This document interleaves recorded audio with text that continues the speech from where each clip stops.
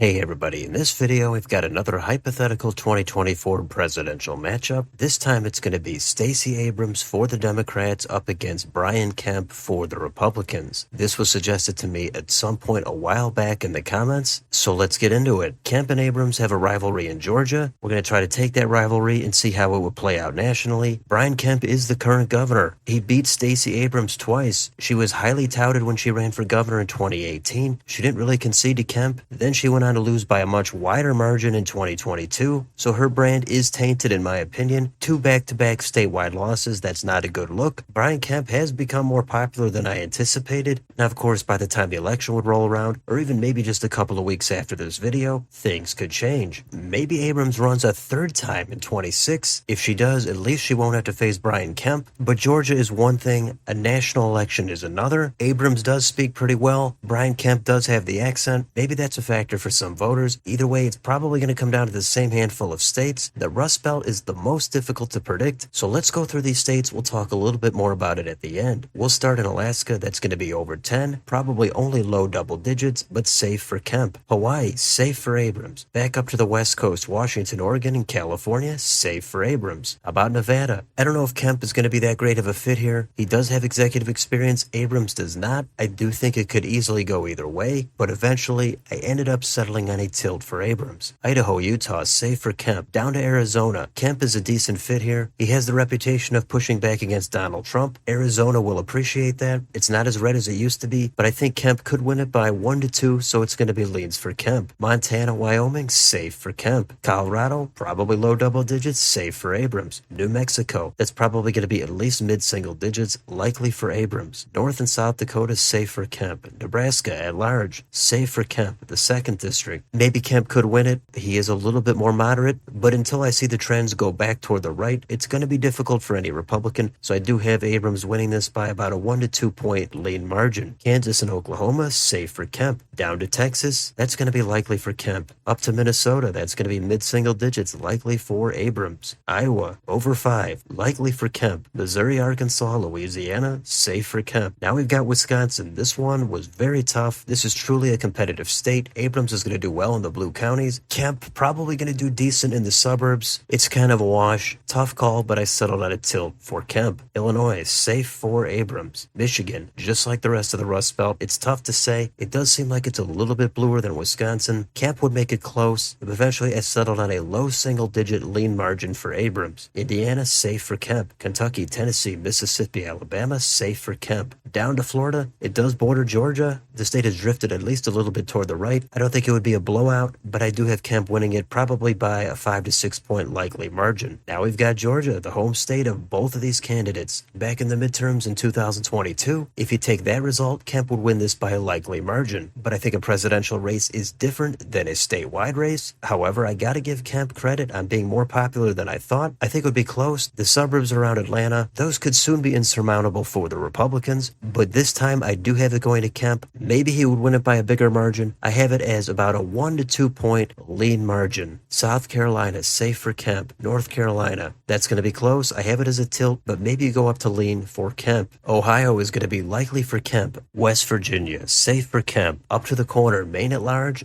likely for Abrams. 1st District, safe for Abrams. 2nd District, lean for Kemp. New Hampshire, that's going to be leans for Abrams. Now we've got the blue states, Vermont, New York, Massachusetts, Connecticut, Rhode Island, and New Jersey, Delaware, Maryland, and Washington, D.C., all safe for Abrams. Pennsylvania, that's another tough one. I want to see what the trends are, but for now, I'm going to say low single digits, maybe only 1 point, leans for Abrams. Last state is Virginia, probably mid-single digits, maybe 5 to 6 points, likely for Abrams. And there's your final map. That comes out to 272 for Brian Kemp, 266 for Stacey Abrams. So Kemp pulls it out in a nail-biter. I think it could go either way. Everything matters in this race, the national environment, the running mate, the pressing issues at the time, how these two run their campaigns, what kind of turnout they can get. I expect Abrams to do well in the blue counties, in the blue states, in the blue cities. It's possible she has a boost in black turnout, but at the same time, she did lose twice in a statewide race for governor. She was highly touted at the time. She did not get the job done. She is going to have some baggage in not conceding to Kemp in 2018. All that is going to be played on a loop, given how the Democrats are huge on questioning election results, democracy, etc. That is going to hurt her. Maybe it hurts her more than I expect because she has not won a statewide race. race. But then again, Brian Kemp, I don't think he's any kind of a rock star. I think his appeal outside the South is going to be rather limited. I don't exactly think most of these states are going to be excited about either of these two candidates. I think it's kind of a split between the purple states. There's all the usual economic and cultural issues at stake. Abrams and Kemp are going to be better or worse on different issues. How they're going to connect with working class Rust Belt voters. I'm sure Abrams is going to go for economics. Kemp is going to go more cultural. So it all depends what's happening in the country at the time. In terms of the media, I would guess they're going to be more favorable to Stacey Abrams. But Brian Kemp has been durable. He staked out a position of being pro-Trump, but not so pro-Trump that it alienates all the voters in the middle, independents in the suburbs. I think Abrams used to be called a progressive, but I think she's pretty much cozied up to the establishment. So there's a bunch of different dynamics at play. The turnout is a big factor. As far as personality and charisma, I think both of them have a little bit in their own way, and at the same time, they're also lacking in their own way. But that's just what I think. Maybe you have a different opinion. Maybe you think Kemp would sweep all these states. Maybe you think Abrams would absolutely get out enough votes. So let me know in the comments. Do you mostly agree with this map? If not, which states would you change? Who would win this national Georgia showdown?